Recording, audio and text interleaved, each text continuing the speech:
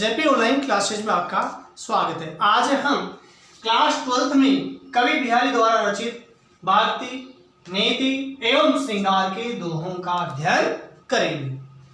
ढीठी न परतु समान दूती, कनक कनक से घात, भूषण कर करकस लगत, परसी पिछाने जात। ये जो दोहा है इसमें नायिका के शरीर की सुंदर कांति का वर्णन बिहारी ने चमत्कार पूर्ण ढंग से किया है। शब्दार्थ देखिए, ढीठी दृष्टि, न परतु न पड़ती, दूती चमक शोभा, कनक सोना, गात शरीर, भूषण आभूषण, कर हाथ, कर्कश कठोर, लगत लगते हैं, परसी स्पर्श करना छूना, पिछाने जात पहचाना जाता है। भावार्थ देखिए, ढीठी न परतु समान दूती, कनक कनक से गात। यहां कवि वर्णन करते हुए कहता है कि नायिका के शरीर का गौण वर्ण सोने के समान है। नायिका के शरीर पर दृष्टि पड़ने पर पहचाना नहीं जाता है कि कहाँ नायिका के शरीर की चमड़ी है और कहाँ सोने के आभूषण है। भूषण कर कर्कश लगत, परसी पिछाने जात। आभूषण पर हाथ के स्पर्श करने पर कठोर लगते हैं, अतः केवल स्पर्श करके ही पहचाना जा सकता है कि कहाँ आभूषण है और कहाँ उसके अंग है। अब इसमें विशेष क्या बात होता है, कवि ने नायिका के गौर वर्ण का अतिशयोक्तिपूर्ण वर्णन किया है।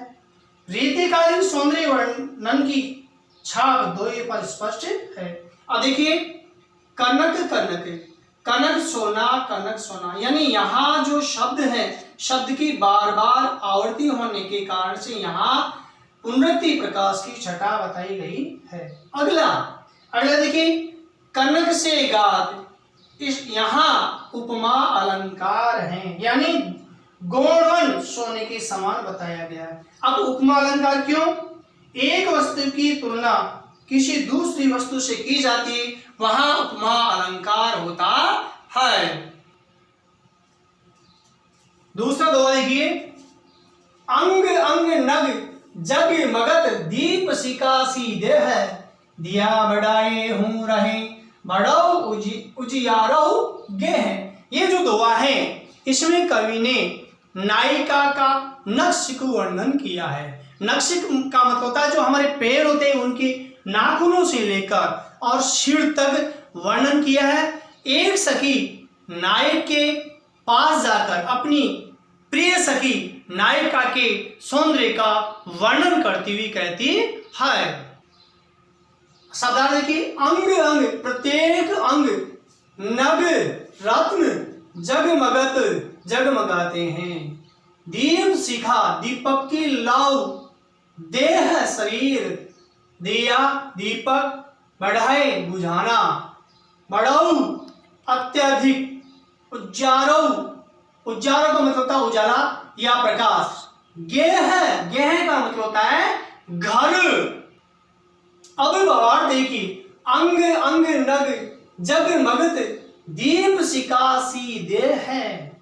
नायिका की सारी कांति अत्यधिक सुंदर है, उसके अंग प्रत्यंग नग नगीनों से जड़ित आभूषण है, जिनकी कांति से उनका शरीर दीपक की लौ के समान जगमगाता है।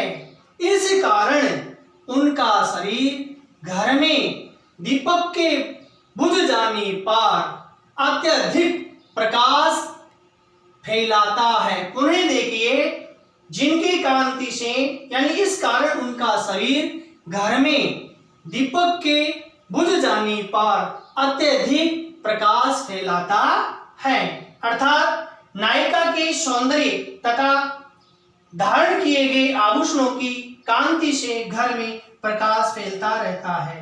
अब इसमें विशेष क्या बात बताइए, कवि ने नायिका के शरीर के गौण वर्ण का बढ़ा चढ़ाकर वर्णन किया गया और इसमें अतिशयोक्ति अलंकार का वर्णन किया गया है।